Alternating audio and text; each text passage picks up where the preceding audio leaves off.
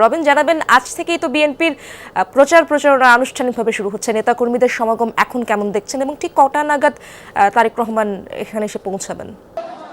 খানিক বাদেই তিনি এসে পৌঁছবেন, অর্থাৎ তার অপেক্ষায় এই সিলেট আলিয়া মাদ্রাসা মাঠ ইতিমধ্যেই কানায় কানায় জুটি পরিপূর্ণ হয়ে উঠেছে। মহাসচিব ফখরুল ইসলাম আলমগীর এসে উপস্থিত হয়েছেন এই সমাবেশে, যিনি প্রধান বিশেষ অতিথি হিসেবে বক্তব্য রাখবেন। সেই সঙ্গে সিলেট বিভাগের বিএনপি নেতৃবৃন্দ তারাও রয়েছেন সিলেটের 6টি সংসদীয় আসন এবং সুনামগঞ্জ জেলার 5টি সংসদীয় আসন, অর্থাৎ 11টি সংসদীয় আসনে যারা বিএনপির মনোনয়ন নিয়ে এই আসন্ন নির্বাচনে প্রতিদ্বন্দ্বিতা করতে যাচ্ছেন তারা প্রত্যেকেই। এবং দেখতে পাচ্ছেন নিশ্চয়ই বর্ণিল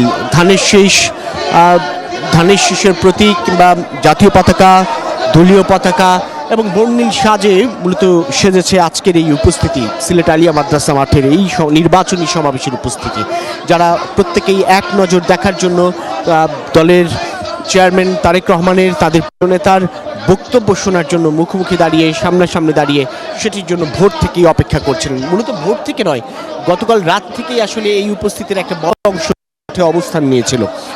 তারেক রহমান গতকাল যখন সিলেটে এসে পৌঁছালেন, তারপর তিনি হযরত শাহজালাল রহমতুল্লাহর মাজার, হযরত শাহপুর রহমতুল্লাহর মাজার জিয়ারত করেছেন। সেই সময় ওই নেতাকর্মীদের একটা বড় ঢল তাকে ঘিরেছিল এবং এই নির্বাচনী সমাবেশের মধ্য দিয়ে নির্বাচনী প্রচারণার কার্যক্রম যখন শুরু হলো, তখন এই নির্বাচনী সমাবেশের মধ্য দিয়ে মূলত তারেক রহমান আনুষ্ঠানিকভাবে আগামী আসন্ন নির্বাচনকে বা সংসদ নির্বাচনকে ঘিরে তার প্রচার কার্যক্রম শুরু করতে যাচ্ছেন। এবং সেই প্রচার কার্যক্রমে তিনি এই সমাবেশ শেষে এরপরে ঢাকায় ফেরার পথে আরও 6টি পথসভায় অংশ নেওয়ার কথা রয়েছে এবং প্রতিটি পথসভাতেই তিনি বক্তব্যে সাধারণ জনগণের কাছে বিএনপি মনোনীত প্রার্থীকে বিজয়ী করার আহ্বান জানাবেন, তুলে ধরবেন নিজের দেশ গড়ার পরিকল্পনা।